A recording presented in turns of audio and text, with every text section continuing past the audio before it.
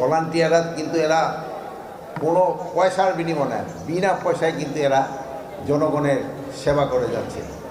আপনি এদের এই জনসেবাটা আপনারা যদি ভালোভাবে প্রকাশ করে দেন তবে কিন্তু ওরা আরও উদ্বুদ্ধ হবে এবং এই কাজে কিন্তু আরও অনেকেই চলে আসবে।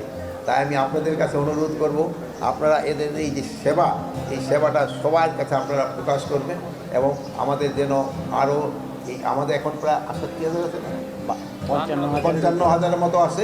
এটা যেন আমরা যেটা খুব তাড়াতাড়ি এটা যেন 62,000-এ উন্নীত করতে পারি। আমরা প্রতি বছরেই এই ভলান্টিয়ারদের সংখ্যা বাড়ানোর চেষ্টা করি। সীমান্তে ওই ধরনের কোনো উত্তেজনা নেই, সীমান্ত অন্যান্য সময়ের মতোই একই অবস্থা চলছে। তো আপনারা জানেন যে ভারতীয় মিডিয়া অপপ্রচার চালাচ্ছে, এরা বাংলাদেশ সম্বন্ধে অপপ্রচার চালাচ্ছে। এটার জবাব কিন্তু আপনারা দিতে পারেন সত্যি ঘটনা প্রকাশ করে। এটা ভারতের একটা কি বলবো, মানে এইরকম একটা নগণ্য প্রচার, একটা মিথ্যা প্রচার, এটা অন্য দেশের প্রতি যে করতে পারে এটা শুধু ভারতীয় মিডিয়াই পারে, অন্য কোনো দেশের মিডিয়া মনে হয় এরকম পারে না।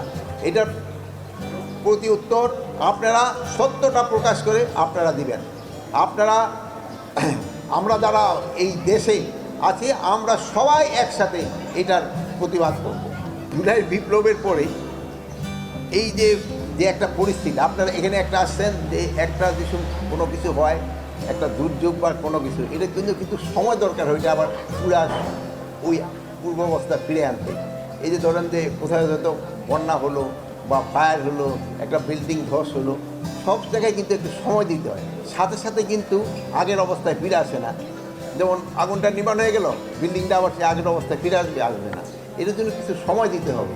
আপনারাও জানেন জুলাই বিপ্লবের পরে যেই পরিস্থিতি ছিল ওই পরিস্থিতি থেকে আমাদের উত্তরণের জন্য সময় দিতে হবে।